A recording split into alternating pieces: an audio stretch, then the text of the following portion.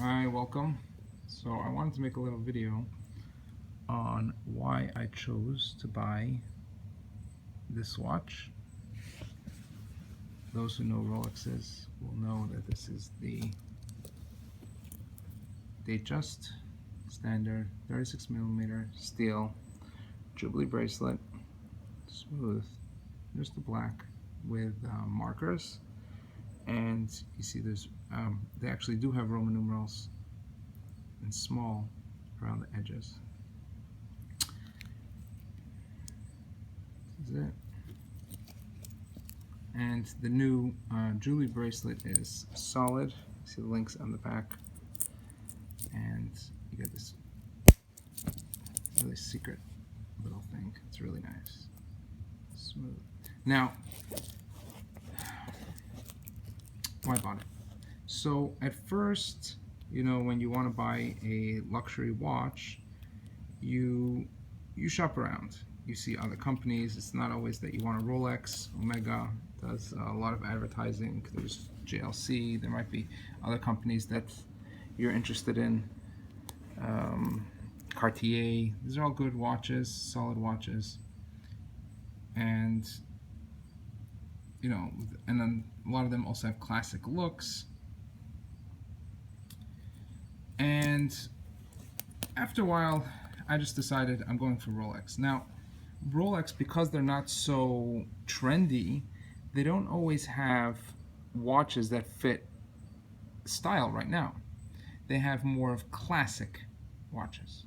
So what I mean is that Omega has a very nice watch of, let's say, 38.5mm, which I think would be very nice. And Rolex doesn't have that.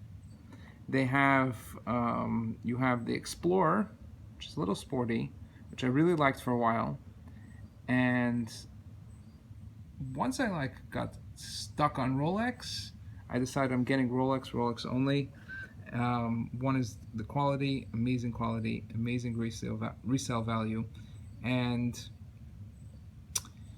you always have it forever. It's an heirloom, and it's just a beautiful watch, and it's solid. You can wear it in any situation, so it always looks nice, but it's a little small. It's 36mm. So let's go back to the Explorer. Explorer is very nice. I liked it a lot. 39mm. I tried it on. I was thinking about buying it. You do have one thing about the Explorer that you don't have with here, is the the lock. It's called like a glide lock on the Oyster bracelet, but then you don't have any shine on the side here. You can see a little bit by the links. There's a little shine on the Jubilee, and the Oysters have it on the Datejust, we'll get to, but that's why I got a Jubilee. So the Explorer is a lot of nice features. As I said, glide lock, sport look, a little bigger. No date. You don't really need a date in today's world in 2016. But the Explorer, from what I saw, the second time I tried it on, is that it's not a deep black. I really like the black, and this is a deep, good, like really nice black, especially in the contrast with the white on the markers and on the date. It's really nice, and the white lettering, of course. So it wasn't a very deep black. It has it's very dark gray sort of thing. So I decided not. And then another watch that really caught my eye was the Milgauss. Milgauss is really cool. It's nice.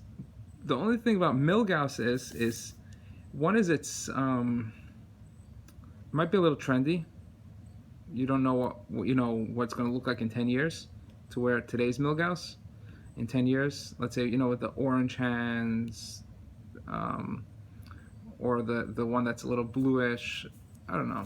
But the real reason why the Milgauss wasn't such a pick for me was the weight. It was very heavy. It depends on what you like and what you're used to, but it's quite heavy.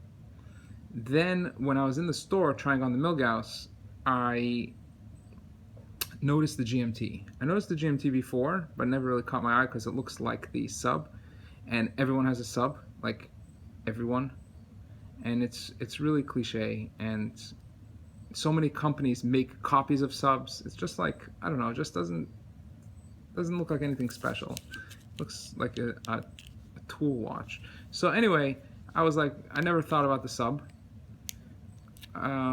So the GMT is beautiful, and if you like it, I think it's the nicest Rolex out there. The GMT, all black, around with the green hand, I think it's stunning.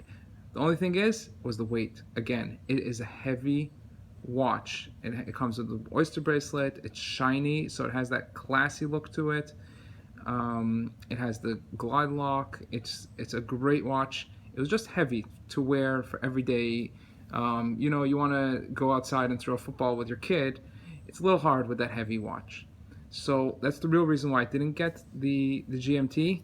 And when I looked at Oyster, now back to the Datejust, so it was like, unless you want to spend, you know, more money and get the Datejust 2, depends on the size of your wrist. You have to feel it if you want the weight and the size. But I did like with my wrist here, which is around 7¼ I don't know if you can tell. Maybe I'll put it. I think it fits well. Anyway, with that, I did find that the 36mm Datejust is a good choice. With sizing, it's not too small, really. It's not huge, in today's terms, you know, but it fits. So we have that, and now why didn't I get the oyster bracelet? The oyster bracelet, according to today's, you know, why people talk, especially if you see blogs and stuff, everyone's like, oyster, wow, it's amazing, it's amazing. It is. But for whatever reason, from when I tried on this watch in the oyster bracelet, it made the watch seem smaller and also more feminine. This is what I felt. And when I tried it on the Jubilee, it seemed more masculine, and it makes the watch face bigger because everything around it is tiny, right? It has little like these beads or whatever you call them. They look like beads or circles, so they're quite small. See my nail? See how many we got in my size of my nail? Oyster, you have big pieces. So it makes the watch look a little bigger because it is a small watch in today's terms, and it has this classic look, and it's really beautiful. And I think this is like one of the coolest things. It's so beautiful. The way the crown just sits there, and it's solid. It's solid. And hope you enjoyed. All the best.